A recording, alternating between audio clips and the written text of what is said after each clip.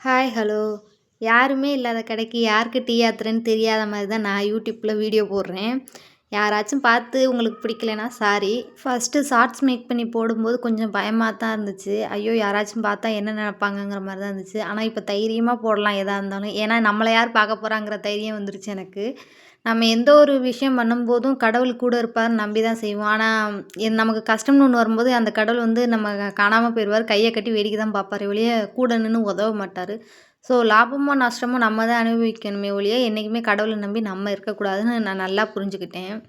1000 கஷ்டங்கள குடுக்குற கடவுள் வந்து கூட இருப்பாரா என்னன்னு எனக்கு சரியா தெரியல. ஆனா எனக்கு கஷ்டங்கிறபோது நான் பேசாத, பழகாத நெறையா நல்ல உள்ளங்கள் வந்து எனக்கு ஹெல்ப் பண்ணியிருக்காங்க. அவங்கள நான் என் லைஃப்ல என்னைக்குமே மறக்கக்கூடாதுன்னு நெனைக்கிறேன். அதேமாரி அவங்களுக்கு கஷ்டம் வரும்போது நான் அவங்களுக்கு கூட நிக்கணும்னு நான் நெனைக்கிறேன். என்னோட கஷ்டத்துல யாரு என் கூட நிக்கலையோ, என் கஷ்டத்துல என்னைய யாரும் கண்டுக்கிறாம போனாங்களோ, அவங்கள காட்டிக் குடுத்ததுக்கு கடவுள்னு ஒருத்தர் இருந்தாருன்னா, அவருக்கு ஃபர்ஸ்ட்டு நான் நன்றியே சொல்லணும். நம்ம லைஃப்ல ஏதாச்சும் ஒரு விஷயத்த நெனச்சு ஃபீல் பண்ணிக்கிட்டு தான் இருப்போம். நம்ம வந்து நம்மளா ஒரு வேலைய செய்ற வரைக்கும் நமக்கு நல்லதே நடக்காது. நம்ம வந்து தப்போ, சரியோ, லாபமோ, நஷ்டமோ நம்ம வாழ்க்கைய நம்ம தான் வாழணும். அடுத்தவங்க கைய எதிர்பார்த்து வாழ்ந்தோம்னா, என்னைக்குமே நம்ம வாழ்க்கை நம்மள்ட்ட இல்லைங்கிற மாரி தான் நான் ஃபீல் பண்றேன்.